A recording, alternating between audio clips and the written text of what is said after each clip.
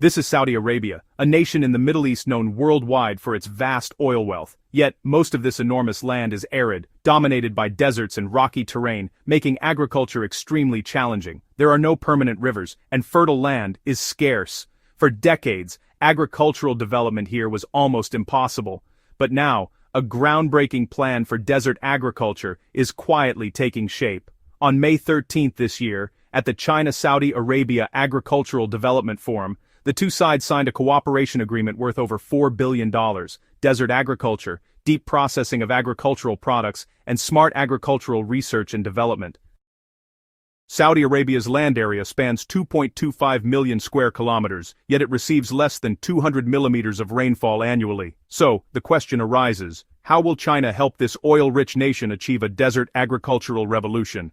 If you enjoy our videos, don't forget to subscribe to our channel for the latest updates. Now, let's dive in. In the Middle East, Saudi Arabia stands out for its black gold, oil. Its massive reserves have made it one of the wealthiest nations globally. As of 2019, international audits reported Saudi Arabia held 268.5 billion barrels of crude oil, ranking second in the world and accounting for 18.1% of global reserves. Some American experts even estimate that total reserves could reach 355 billion barrels. However, despite this wealth, Saudi Arabia faces a fundamental challenge, a severe water shortage. The country, spanning 2.25 million square kilometers, has no major rivers, and deserts cover most of the land. Summer temperatures can easily soar to 45 degrees Celsius, sometimes exceeding 50 degrees, hot enough to cook an egg on the ground. Annual precipitation rarely exceeds 200 millimeters, making traditional agriculture almost impossible.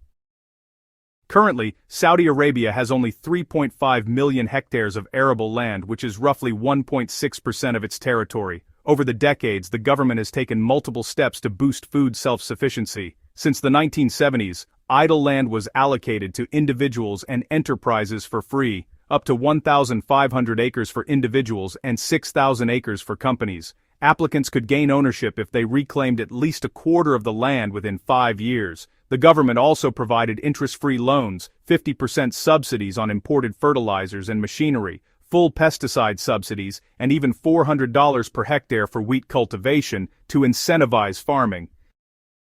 Yet, water remained the most critical barrier. In 1978, Saudi Arabia built its first modern desalination plant in Jeddah along the Red Sea. By 1980, over 30 desalination plants were operational, producing 2.16 million cubic meters of fresh water daily, which greatly supported agricultural irrigation.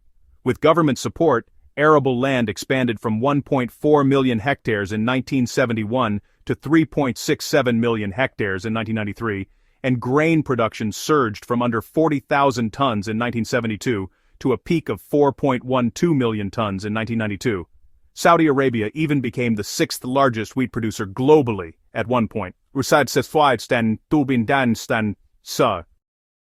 However, heavy reliance on groundwater created new challenges. With no major rivers, farmers tapped into ancient aquifers containing over 500 billion cubic meters of water, reserves that haven't been replenished since the last ice age. These resources were quickly depleted, and the high cost of water-intensive agriculture made domestic crops uncompetitive on the global market. By 2016, Saudi Arabia banned the cultivation of several crops and returned to importing most of its food.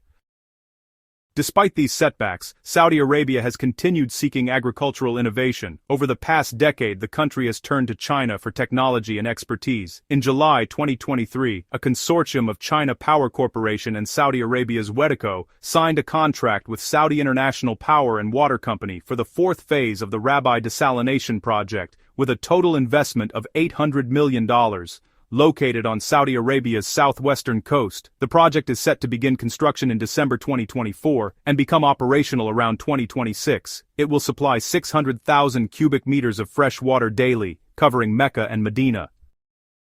The project includes 42 dual-media pressure filters arranged in 2 rows, each handling up to 1,100 cubic meters, along with a reverse osmosis plant covering nearly 12,000 square meters and 8 massive water storage tanks. The Saudi side praised China's progress and infrastructure capabilities.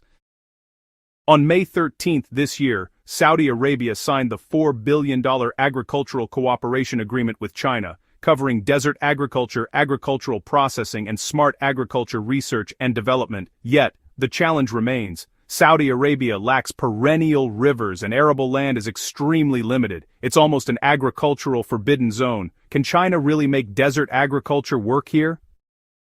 Developing agriculture in deserts is not new to China. On the edge of deserts like the Maisa and Taklamakan, Chinese teams have transformed uninhabited sand into productive farmland using advanced technologies. In Miadi County, Xinjiang for example, 98% of the land is desert. Annual precipitation is less than 42 millimeters, and evaporation can reach 2,349 millimeters. Yet as early as 2011, Chinese scientists grew rice in these harsh conditions. The key technology is the sand converter, a polymer that binds loose sand into a stable mass, improving water retention sixfold. Once applied, the sand behaves like a sponge, allowing roots to grow up to 1 meter deep. Underground drip irrigation further reduces water evaporation by 90%, delivering precise hydration from distant snowmelt to each crop.